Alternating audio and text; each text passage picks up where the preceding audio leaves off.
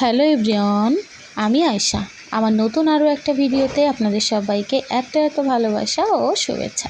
আপনারা সবাই কেমন আছেন? আমি তো মোটামুটি ভালোই আছি। তো সকালবেলা ফ্রেশ হয়ে চলে এসেছি রান্নাঘরে রান্নাবান্না করার জন্য। কারণ আমি যেহেতু সকালেই রান্নাবান্না করি, এজন্য রান্নাবান্না করার জন্য উপরে চলে এসেছিলাম। আর আজকে কিন্তু আমি রান্না করব। ফ্রিজে অল্প একটু ছাগলের মাংস ছিল, ততটুকুই বের করে নিয়েছি সাথে আলু। আর এদিকে কিন্তু আমি ডালটাকে সেদ্ধ বসিয়েছিলাম, ডালটাও সুন্দর মতো সেদ্ধ হয়ে গিয়েছে।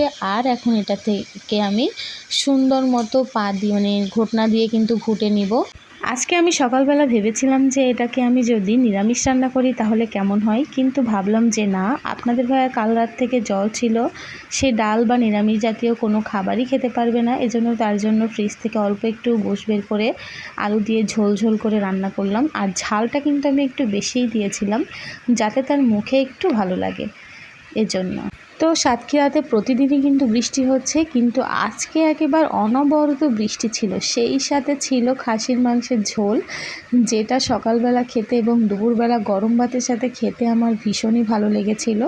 এদিকে দেখি একটা কাঁঠাল পেকেছে, তো আমি আপনাদের ভাইয়াকে বললাম কাঁঠালটা তুলতে, জ্বর মুখে খেতে বেশ। তো সে কাঁঠালটাকে তুলছিল। আর রান্না করতে করতে আমি এসে 1-2 কা খেলাম, ছেলেও খাচ্ছিল, বেশ ভালো লাগলো। তারপর চলে গেলাম আবারও রান্নাবান্না করতে। আর দেখুন, গোশটাকে যখন কষাচ্ছিলাম তখন কিন্তু বেশ সুন্দর একটা স্মেল আসছিল, বেশ ভালোই লাগছিল। তো এইভাবে রান্না করছিলাম আর বাইরের বৃষ্টির ওয়েদার অনুভব করছিলাম। আমার বৃষ্টি দেখতে ভীষণই ভালো লাগে, জানি না কার কেমন লাগে, তবে আমার বৃষ্টি কিন্তু ভীষণই পছন্দের একটা জিনিস। এই যে এদিকে ডালটাকেও বলক নিয়ে নিল। তারপর রান্নাবান্না শেষ করে, খাওয়া দাওয়া শেষ করে আমরা আজকে ভাবছিলাম যে একটু হাসপাতালে যাব দেখানোর জন্য, কিন্তু কি আর করার, হাসপাতালে যে টিকিট কাটলাম কিন্তু ডাক্তারের সিরিয়াল পাইনি, আমাদেরকে ফিরে আসতে হয়।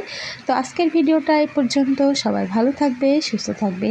আল্লাহ হাফেজ সবাইকে। আসসালামু আলাইকুম।